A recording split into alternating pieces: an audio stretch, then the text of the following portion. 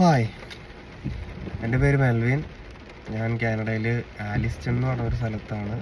ഒരു ചെറിയ കമ്മ്യൂണിറ്റിയാണിത്. ഇവിടെയാണ് നിൽക്കുന്നത്. ഹോണ്ടയിലാണ് വർക്ക് ചെയ്തത്. ഇപ്പോൾ സെൻറ്റ് കോളേജിലാണ് പഠിച്ചത്. സെൻറ്റ് കോളേജിൽ പഠിച്ചു വിൻസർ. ഇന്നിപ്പോൾ വിൻ്റർ കഴിഞ്ഞിട്ട് എനിക്ക് തോന്നുന്നു ഫസ്റ്റത്തെ നല്ലൊരു മഴയാണ്. രാവിലെ തുടങ്ങിയ മഴയാണിപ്പോൾ.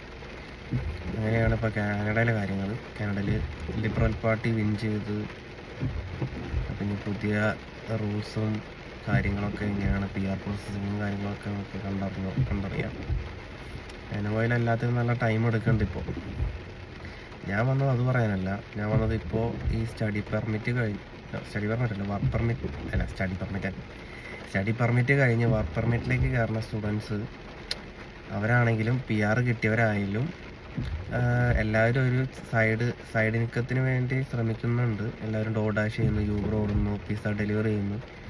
അപ്പോൾ അവരവരിൽ ചെറിയ എമൗണ്ട് ഉണ്ടെങ്കിൽ നിങ്ങൾക്ക് ബാങ്കിൽ അല്ലെങ്കിൽ വെൽസിമ്പിളിലൊക്കെ ഒരു ചെറിയ TFSS തുടങ്ങിയിടാൻ നല്ലതാണ്. ടാക്സ് ഫ്രീ അക്കൗണ്ടാണ് TFSA. ETF ഇൻവെസ്റ്റ് ചെയ്താൽ മതി. അപ്പോൾ നിങ്ങൾക്ക് അതിൽ നിന്ന് ചെറിയൊരു ഇൻകം ജനറേറ്റ് ചെയ്യാൻ പറ്റും.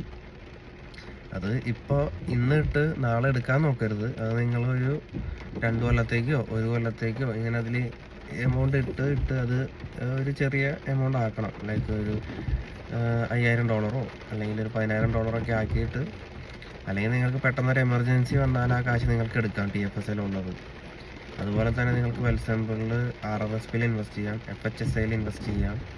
FHSA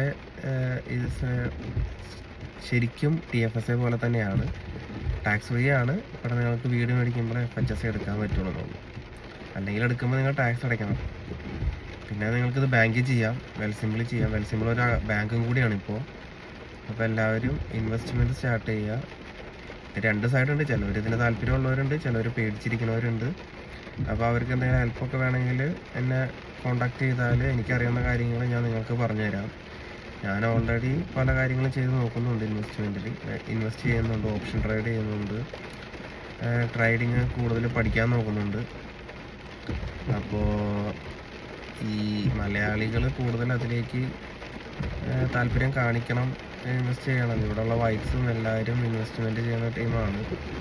അപ്പം നിങ്ങളുടെ ചെറിയ എമൗണ്ട് ഇൻവെസ്റ്റ് ചെയ്യണം. എനിക്കറിയാം, ഇപ്പോൾ വീട് മേടിച്ചവരൊക്കെ ആണെങ്കിൽ അവർക്ക് ഭയങ്കര ബുദ്ധിമുട്ടായിരിക്കും. ഞാനങ്ങനെ ഇന്ന ആൾക്കാരൊന്നുമില്ല. ഇപ്പോൾ നമ്മൾ യൂട്യൂബിൽ ഈ മലയാളികൾ ഒരു പുതിയ പരിപാടി തുടങ്ങിയിട്ടുണ്ട്, E-commerce, മാർക്കറ്റിംഗ്.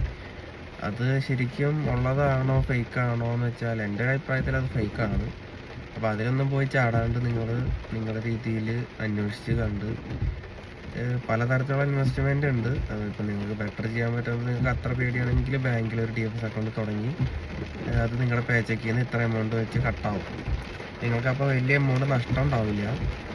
ഈവൻ ഇപ്പോൾ ഈ ക്രാഷ് ഉണ്ടായപ്പോൾ ചിലർക്കൊക്കെ $1,000 $500 താഴെ പോയിരുന്നു. പക്ഷേ ഇപ്പോൾ മാർക്കറ്റ് പിന്നെയും മുകളിൽ കയറി. നിങ്ങൾക്കത് S&P 500 നാസ്ഡാക്കൊക്കെ ചെക്ക് ചെയ്ത് അറിയാൻ പറ്റും. അപ്പോൾ ക്രാഷ് ആകുമ്പോഴാണ് നമ്മൾ വാരൻ ബഫറ്റ് പറയുന്ന പോലെ ഫിയർ ആകുമ്പോഴാണ് നമുക്ക് മേടിക്കേണ്ട ടൈം. പേടിയാകുമ്പോൾ നമ്മളതനുസരിച്ച് ഷോർട്ട് ചെയ്യണം. അപ്പോൾ എല്ലാവരും ഇൻവെസ്റ്റ്മെൻറ്റ് സ്റ്റാർട്ട് ചെയ്യുക. അടുത്ത വീഡിയോ ആയിട്ട് വരുന്നതായിരിക്കും.